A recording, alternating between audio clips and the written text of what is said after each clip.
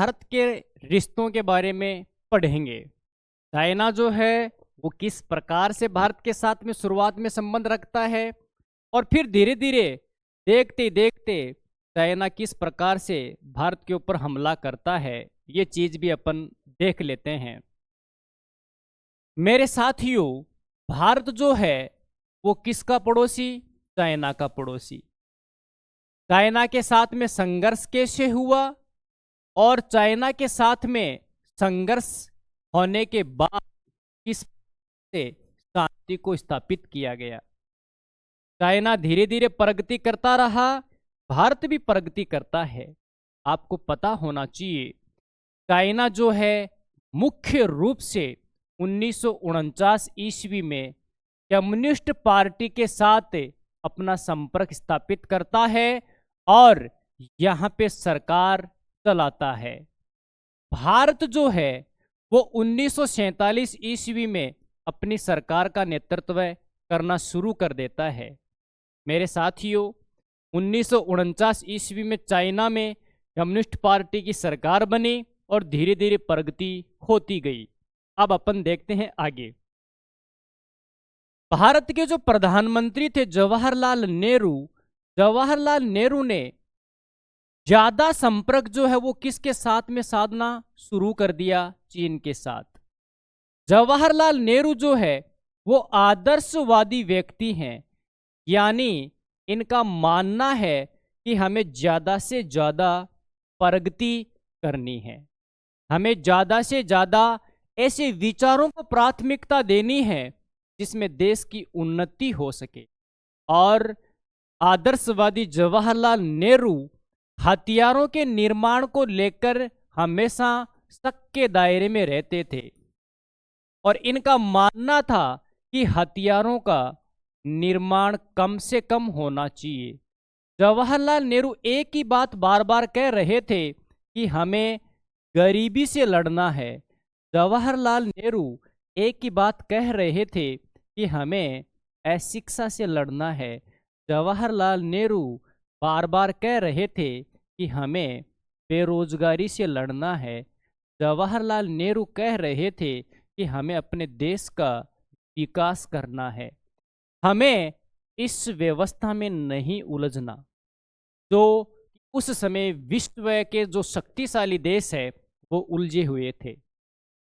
मेरे साथियों, भारत के पहले जो गृह मंत्री थे सरदार वल्लभ भाई पटेल। सरदार वल्लभ भाई पटेल ने जवाहरलाल नेहरू को थोड़ा सचेत किया। जवाहरलाल नेहरू को कहा कि जवाहरलाल नेहरू जी, आप इनके ऊपर इतना भरोसा मत कीजिए, ये भरोसे के लायक नहीं है। अगर आप इनके ऊपर इतना ज्यादा भरोसा करोगे तो मेरे साथियों ये कभी भी आपके साथ विश्वासघात कर सकते हैं।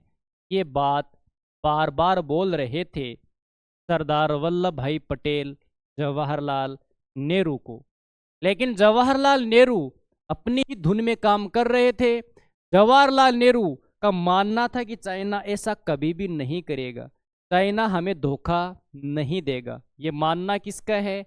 जवाहरलाल नेहरू का है। इसी बीच क्या होता है, सन 1954 ईस्वी में 29 अप्रैल 1954 ईस्वी में एक समझौता किया गया, पंचशील समझौता। ये पंचशील समझौता भारत के प्रधानमंत्री जवाहरलाल नेहरू, चाइना के प्रधानमंत्री चाउ एन लाई, मेरे साथियों, दोनों के बीच में समझौता हुआ पंचशील 29 अप्रैल 1954 को। इस पंचशील समझौते में यह कहा गया कि हमें एक दूसरे के ऊपर आक्रमण नहीं करना है, हमें एक दूसरे के मामले में हस्तक्षेप नहीं करना है, हमें एक दूसरे की संप्रभुता का सम्मान करना है, हमें एक दूसरे को कभी भी क्षेत्रीय अखंडता को टूटने नहीं देना है। और मेरे साथियों, हमें एक दूसरे देश की सरकार है उसका सम्मान करना है, एक दूसरे देश के प्रति हमें उकसाना नहीं है, यानी कभी भी हम एक दूसरे देश के ऊपर इस प्रकार की बातें नहीं करेंगे जिसकी वजह से हमारे देश में रिश्तों में खटास पैदा हो। मेरे साथियों, यहाँ पे अपन को ध्यान में रखने वाली बात यह है कि भारत जो है वो हमेशा किसका समर्थन करता रहा? चाइना का।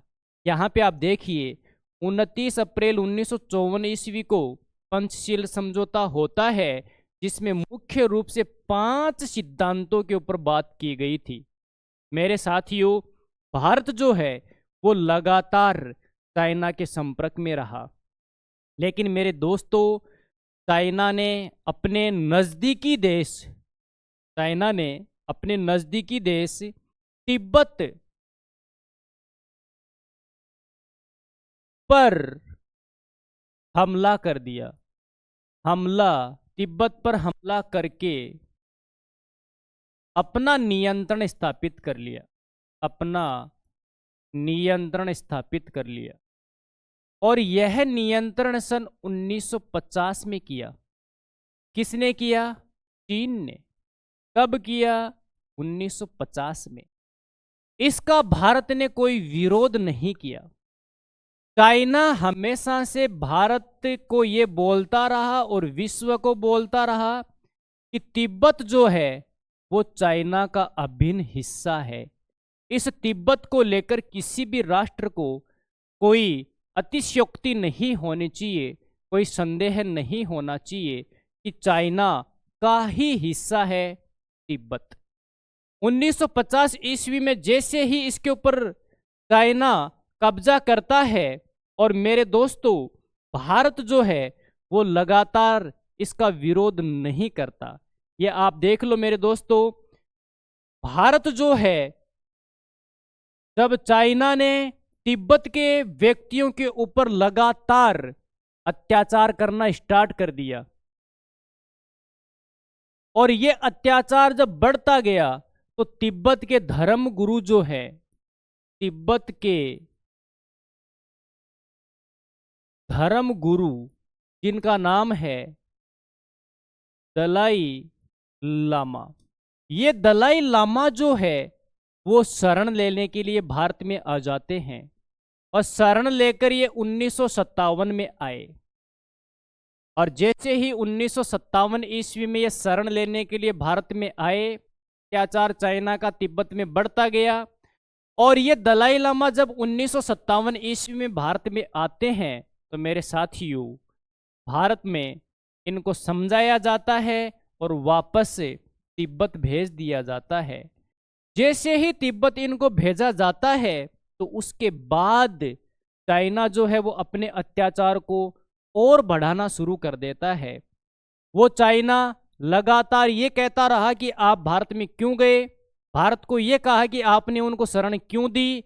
और मेरे साथियों, जब दलाई लामा के ऊपर अत्याचार ज़्यादा बढ़ा तो दलाई लामा जो है वापस भारत में आ 1959 में भारत ने इनको राजनीतिक शरण दे दी।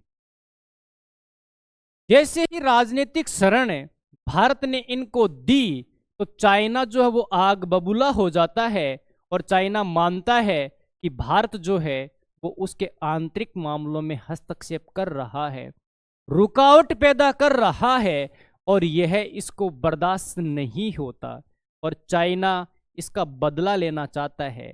तो मेरे साथियों, यहाँ पे महत्वपूर्ण बातों को अपन ने देख लिया। 1954 में समझौता हुआ। 1956 ईस्वी में चाओ एनलाई जो है भारत के आधिकारिक दौरे पे आते हैं। तिब्बत के नेता, धार्मिक जो बौद्ध धर्म के हैं, दलाई लामा, वो भारत में आ जाते हैं। 1958 ईस्वी में चीन में जो आधिपत्य वाला जो तिब्बत था, चाइना का जो तिब्बत वाला हिस्सा था, उसके ऊपर सशस्त्र विद्रोह हो जाता है। 1959 ईस्वी में भारत में दलाई लामा शरण लेता है, और फिर उसके बाद में धीरे धीरे धीरे धीरे भारत जो है मेरे साथियों चाइना की नज़र में आ गया और चाइना भारत से बदला लेने के लिए इंतज़ार करने लगा।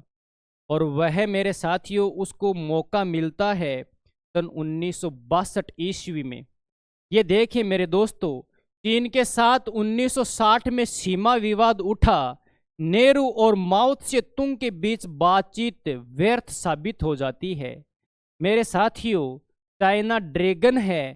चाइना के ऊपर हम कभी भी विश्वास नहीं कर सकते। इसका पहली बार प्रमाण जो है वो कब मिला मेरे साथियों? 1962 में। आप थोड़ा सा गौर करके इस मैप को समझिए। ये वाला जो इलाका है वो मेरे साथियों कराकोरम का है।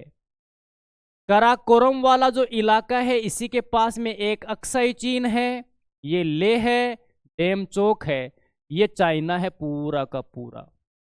यहाँ पर आपको नेपाल देखने को मिल रहा है, नेपाल की राजधानी काठमांडू, और यहाँ पे ये भूटान। और मेरे साथियों थोड़ा सा अगर आप गौर करके देखोगे तो आपको यहाँ पे तिब्बत भी दिखाई दे रहा है। इसी तिब्बत के ऊपर किसका कब्जा है मेरे दोस्तों? चाइना का कब्जा है। और चाइना मानता है कि तिब्बत जो है वो उसका अभिन्न अंग है। यहाँ पे अपन को ये देखिए मेरे साथियों, जवाहरलाल नेहरू जी हैं। जवाहरलाल नेहरू जी को इन्होंने कब्जे में ले रखा है, इस तस्वीर से आप समझ सकते हैं। और ये माओ त्से तुंग है। 1960 में दोनों नेताओं के बीच में बात हुई, लेकिन इस बात का कोई भी नतीजा नहीं निकलता है। मेरे साथियों आगे अपन देखते हैं।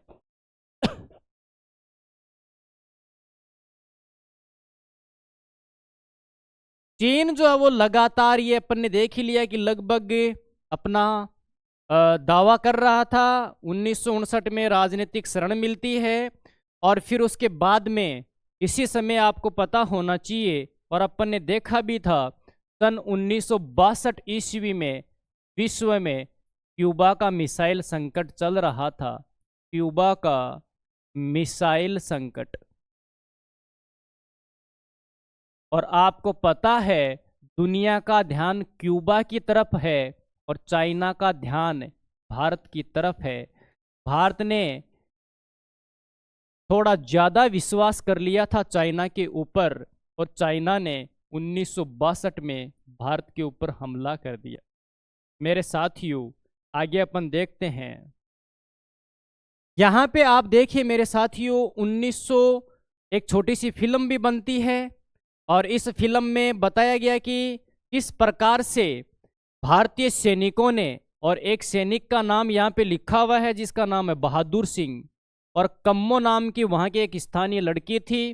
दोनों ने वीरता का परिचय दिया और भारत के साथ में जो युद्ध हो रहा था उस युद्ध में मेरे साथियों मुख्य रूप से भारत के लोगों के साथ एक छल हुआ। भारत के लोगों के साथ बहुत बड़ा विश्वासघात हुआ। अब अपन देखते हैं पाकिस्तान के बारे में। 1962 ईस्वी में तो हम भारत जो है वो हार गया है। किससे हार गया है मेरे दोस्तों? चाइना से हार चुका है। अब अपन बात कर लेते हैं पाकिस्तान की। पाकिस्तान किस प्रकार से भारत के साथ दगाबाजी करता है और युद्ध करता है।